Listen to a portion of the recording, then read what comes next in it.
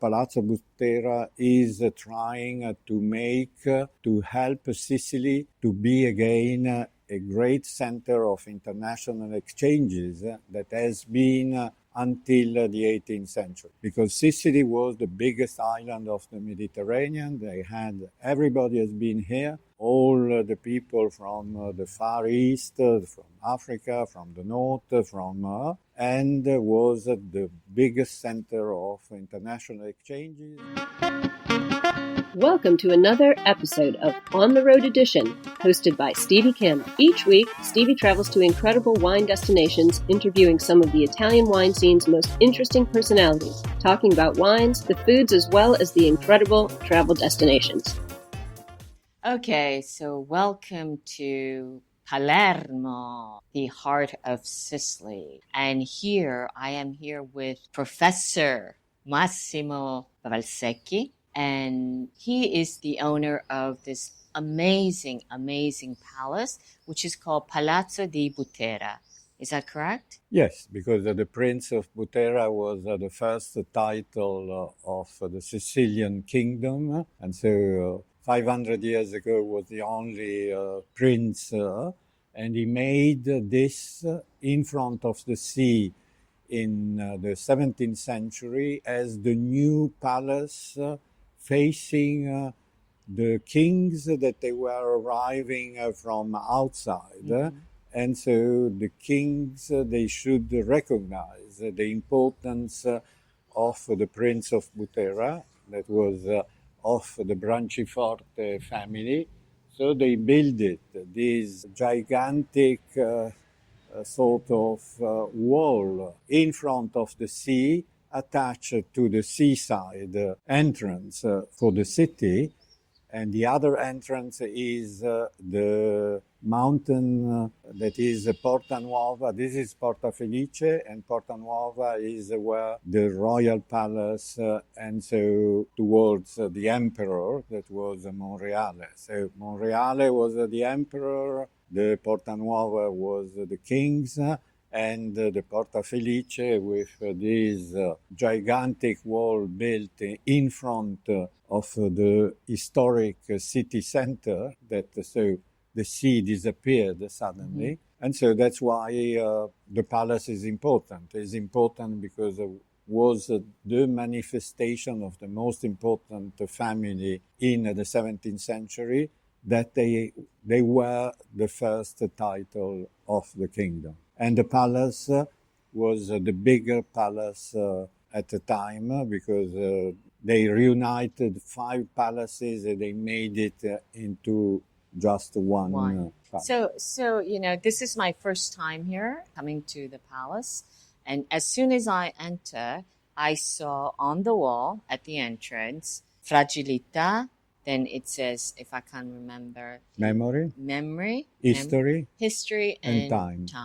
Can you just tell me what that means? This means is a work of 2 contemporary artists that they are French academicians in France, and they made expressly this work for the courtyards of Palazzo Butera as a kind of talking about the importance of the memory of the past, the fragility of the past, the history of the past, and the time that needs to go towards the future. And so is a work of art that it's trying to make a link between the past, the present, and the future. That Palazzo Butera is trying to make to help Sicily to be again a great center of international exchanges that has been until the 18th century. Because Sicily was the biggest island of the Mediterranean. Everybody has been here. All the people from the Far East, from Africa, from the North, and was the biggest center of international exchanges, and probably is what Sicily is becoming again, because now, again, from China, from Africa, from the Middle East. So the way how to go into Europe is to also come via Sicily. Coming through Sicily. So, you're actually not originally Sicilian. No, I've never been to Sicily in my life.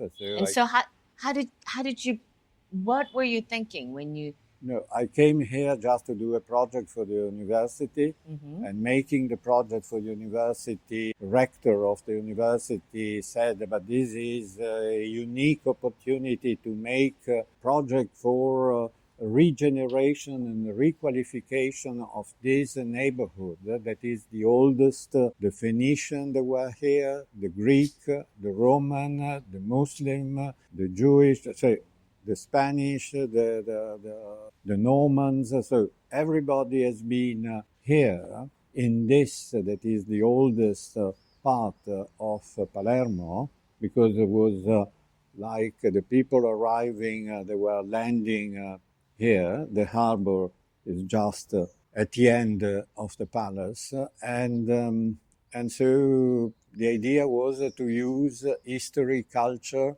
and art as a way, a faster way, or a more open way to regenerate and to bring back this neighborhood at the center of the life of Palermo, that unluckily after the bombing on the Second World War, everything passed into the new Palermo that is being built at the end of the 19th century. So it's like the new city and the old city went down. And the problem is try to revitalize all the history and all the great thousands and thousands of years of history, because the Phoenicians, they were here like 6,000 years before, and then the Roman, and then the Greek, and then so everybody. And so is a project to use art